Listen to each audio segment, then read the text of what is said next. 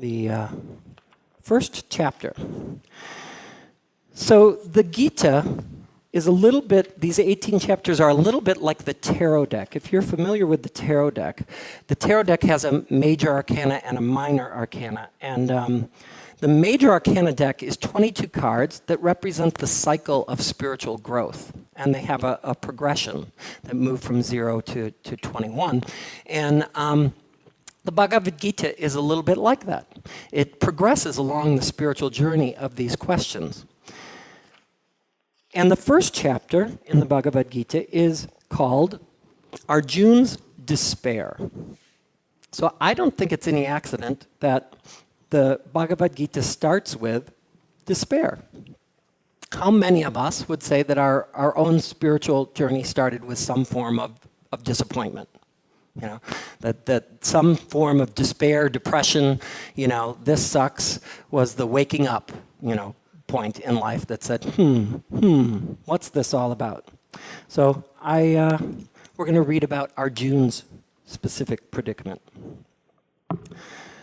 So King Dhritarashtra said, and this is the only time that we hear about him, "In the field of righteousness, the field of Kuru, tell me, Sanjay, what happened when my army and the Pandavas faced each other eager for battle?"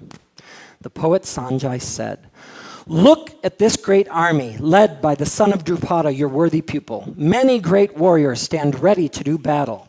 Men as formidable as Bhima and Arjuna, Virata, the mighty Drupada, the heroic king of Benares," and blah, blah, blah. He goes on literally for chapters, listing all of the warriors that are on the field.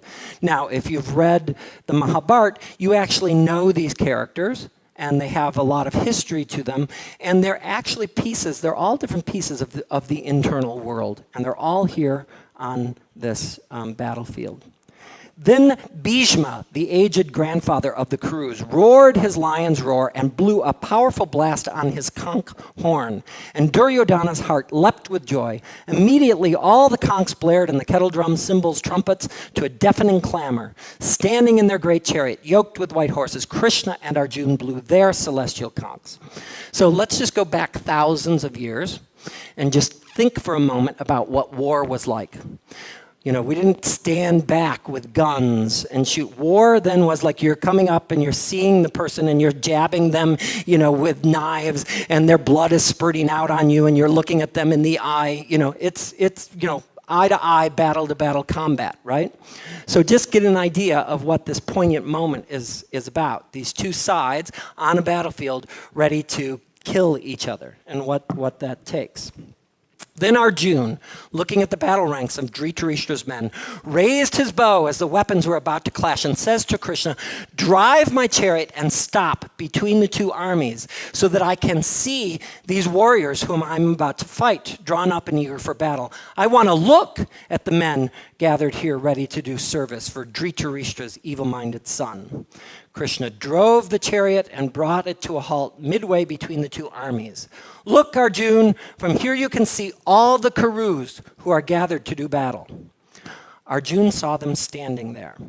Fathers, grandfathers, teachers, uncles, brothers, sons, grandsons, father-in-laws, and friends, kinsmen on both sides, each arrayed against the other. In despair, overwhelmed with pity, he said, "As I see my own kinsmen gathered here, eager to fight, my legs weaken, my mouth dries, my body trembles, my hair stands on end, my skin burns, the bow Gandhiva drops from my hand. I'm beside myself, my mind is reeling. Krishna, I see no good that could come from killing my own kinsmen in battle. I have no desire for victory or for the pleasures of kingship. Though they want to kill me, I have no desire to kill them. Not even for the kingship of the three worlds, let alone for one here on earth. What joy could we have in killing Dhritarashtra's men? Evil will cling to us if we do, even though they're the aggressors. Because their minds are overpowered with greed, and they see no harm in destroying the family, or no crime in treachery to friends. We should know better, Krishna. Clearly seeing harm caused by the destruction of the family, we should turn back from this evil. It would be better if Dhritarashtra's men killed me now, unarmed and unresisting." Having spoken these words, Arjuna sank down in the chariot, dropped his arrow and bow, his mind heavy with grief. Oi. Not a good time to have a nervous breakdown. So here he is at this poignant, moment. And for me, the setting of the Gita, this particular setting of the Gita, I find so amazing because it brings up every question. Really, every question. Here's a situation 5,000 years old, and the truth is, the same damn question is sitting on us today. We're actually on this same battlefield, all of us, in some way. And so that's my question to you is, considering this poignant situation, number one, what do you think Arjuna does, or what do you think Krishna says to Arjuna? And if you know the story, hold back for a moment.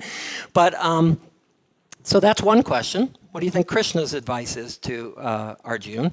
The other question is, so how are you on this battlefield yourself?